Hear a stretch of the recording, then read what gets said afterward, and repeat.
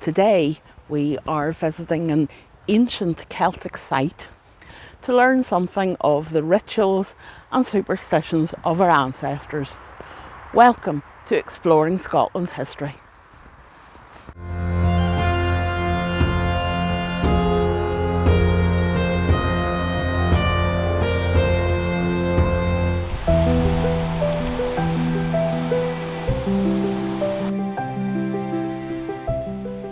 This well is said to have existed since the times of St Boniface, which I do mention in a video on Rosemarkie. I will put that up on the end. Sick children would have been left at the well overnight if they were ill in the hope of a cure. A tad harsh in my reckoning, certainly a tad harsh by today's standards. The Reformation of 1560 really sounded the death knell for a lot of these sites, but this one crops up in a lot of our stories, and obviously today it's still used. Today we're hoping it's going to fix my knee. It was so bad, in 1581 there was actually an Act of Parliament that denied you visiting a holy well. A Clootie Well is generally found in Scotland and Ireland. The Clootie refers to the rags that the ritual involves. It's also the name of the cloth that wraps a dumpling, the Clootie dumpling. This is the Clootie Well at Munlochy. So why is a Clootie Well significant? In the ancient times, and looking around us still today, it is said to be a healing well. I have a piece of cotton with me. It has to be cotton because it has to be a material that is going to degrade. And apparently the dipping of this in the well, followed by the ritual, will ensure that whatever part of you is ill should be cured as this starts breaking down in the weather on the tree. So the ritual, I'm going to do 3 laps of the well.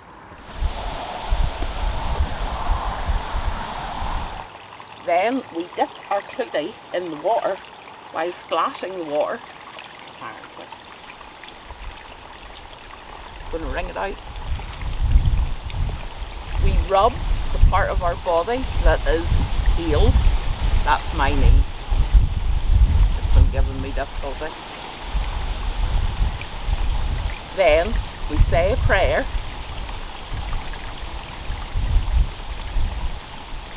And then we tie it on the tree. So, in a few months, if I'm skipping up and down the hills and climbing over castles, you'll know my knee was fixed. If I'm not, you'll know it didn't work.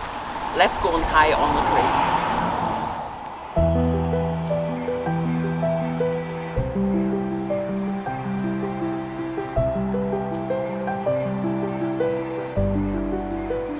A more disturbing tale comes from this area of Munlochy, and we are going to head a wee bit up the road to learn about the Suddie Witches and the hell that they had to live through in these times.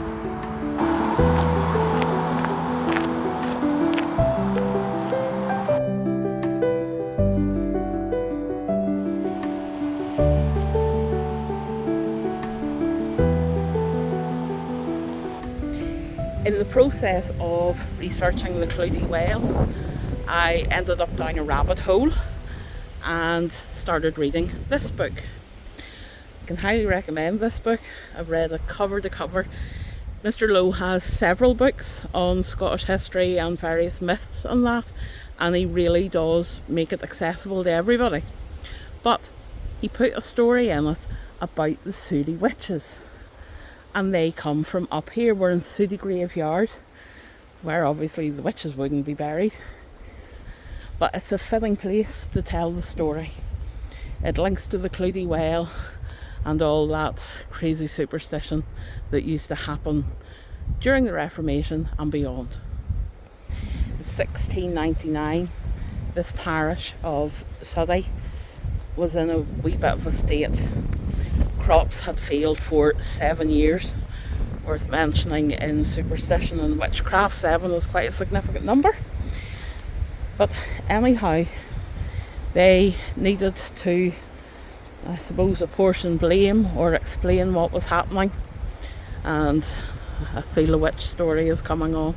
I imagine that since the Clootie Well, just at the bottom of the road, the fact that it's still in existence, I would suggest that up here people were still using that Clootie Well for worship. But the Laird of Suddie, one Captain Mackenzie, he of course needed to explain to his folks what was going on, and he had the impression that one of the ladies who lived in the area was a witch, and her name was Margaret Provost. Himself and several of his servants headed up to the Provost house, set it on fire, knocked it down, and pretty much ruined where that lady had lived. Within days of this happening, one of the servants who had been responsible for the raising of the house suddenly started becoming ill and actually ended up double his size. He presumed filled with infection. Her son actually came forward and said that if she could be given new accommodation, then this crisis would be averted and people would start getting well. The minister of Suddie here, a Fraser, he got a complaint from Captain Mackenzie as well. Apparently the captain wasn't feeling so good, and of course it was apportioned to the Provost lady. But Mrs. Provost wasn't on her own.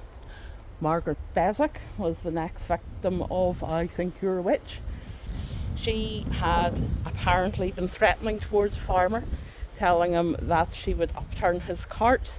A few days later his cart upturned, nothing to do with poor driving apparently. And then a few days later his wife became ill. So here was another person in the limelight as a witch. This whole situation started escalating. There were stories of evil chickens and cattle randomly dying, and it was all apportioned to the witches. And we found a third one. Murroch McEnanick became the third accused. She had been giving off to a farmer, allegedly, because his cattle had been straying into her field and eating her meagre supply of food. So basically his wife became ill and he became ill. So clearly that farmer headed off to Mackenzie, the captain, and Fraser, the minister down here, especially when he became deathly ill for 5 weeks, which actually disabled him. The bizarre way the events turned was that any illnesses that these witches were supposed to bestow on people suddenly disappeared when the Kirk accused them of being witches. They still stood trial for being a witch, of course. There are no records of what happened to them, though to be fair, Culloden Highland clearances were sort of all in the offing in the next sort of few decades, and a lot of records were completely destroyed at that stage. So like I say, these ladies won't be in this graveyard. I would imagine Captain Mackenzie and the Reverend Fraser will be here somewhere. But we need to look at the common sense aspect of a story like this as well.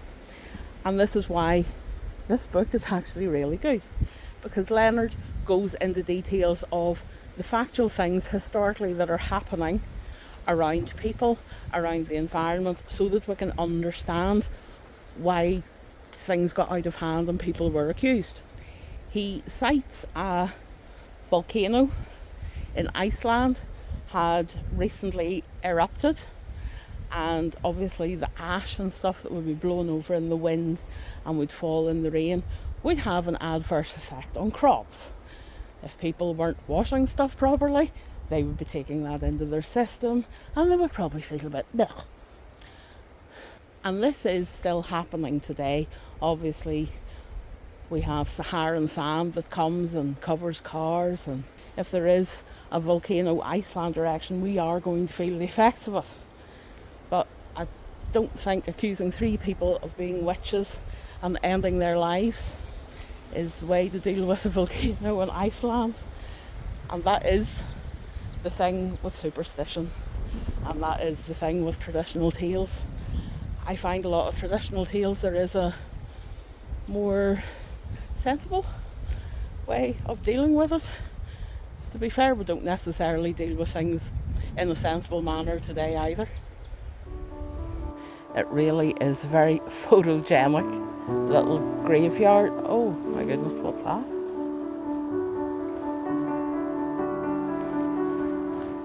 Oh wow. Yes. We have a little funeral aisle among the trees.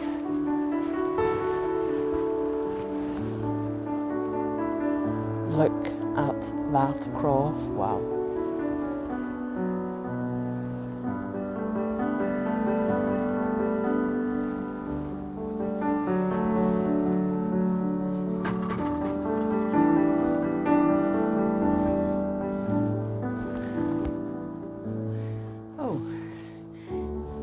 Here I was expecting Mackenzies as lairds, but as is the way in this area, it's more Mathesons.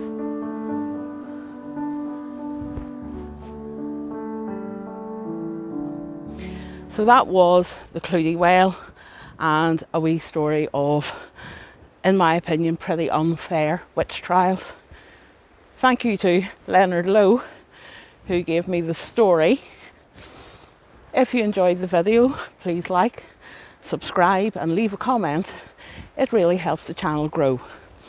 I would like to thank those who have thus far donated coffee money on my coffee page.